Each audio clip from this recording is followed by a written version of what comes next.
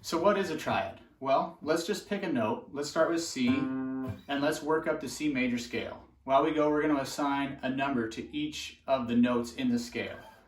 1, 2, 3, 4, 5, 6, 7, 1. Right? The octave, we start over again. So to form a triad, three notes, we're going to take the 1, the 3, and the 5 of that scale. So 1, 2, 3, 1, 2, 3, 4, 5.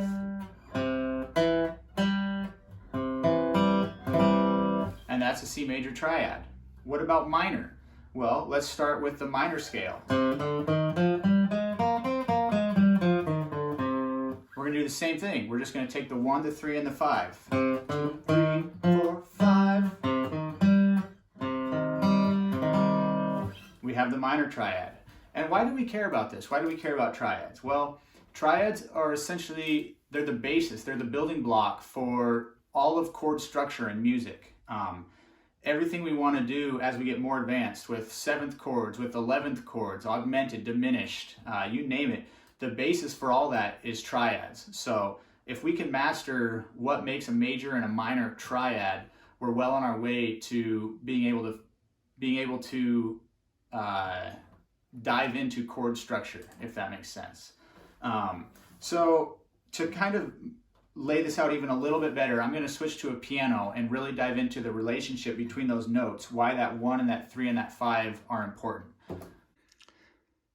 So back in our initial example, we started with the C major triad, which we had formed from the 3rd and the 5th and the 1st notes from the C major scale. 1, 3, and 5.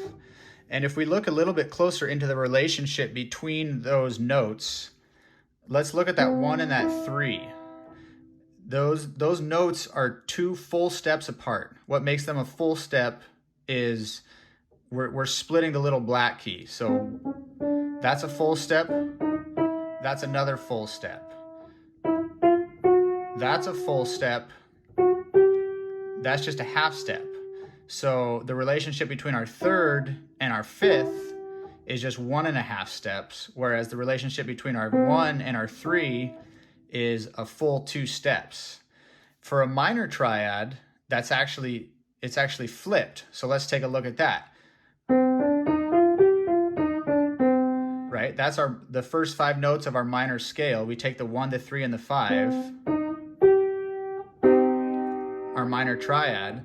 Well, let's look at this. We got a whole step, just a half step to our 3rd, a whole step, another whole step. So between our 3rd and our 5th here, we actually have 2 whole steps. So a minor triad is a 1.5 step interval followed by a 2 whole step interval, whereas a major triad is a 2 whole step interval followed by a 1.5 step interval. So why are those specific relationships important? Well, they're helpful because now we can take any note we want.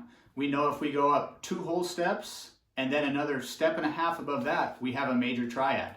If we go up a 1.5 steps from our first note, from our root, and then go up another 2 whole steps after that, we have a minor triad.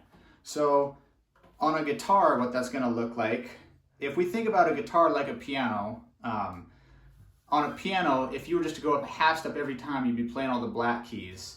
On a piano, each fret is like a key. So if we're jumping a whole fret, it's like skipping a black key on a piano. So let's take a note. Let's take A sharp. We don't know what notes are in the key of A sharp, but we want to make an A sharp major triad.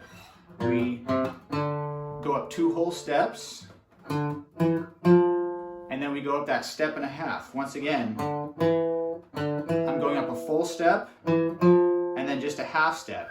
And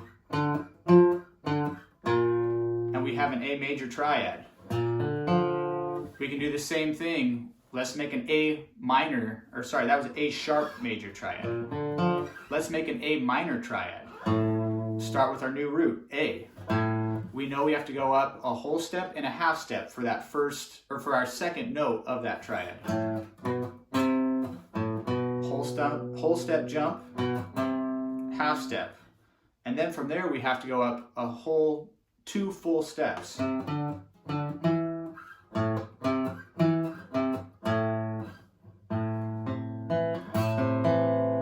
there we have an A minor triad.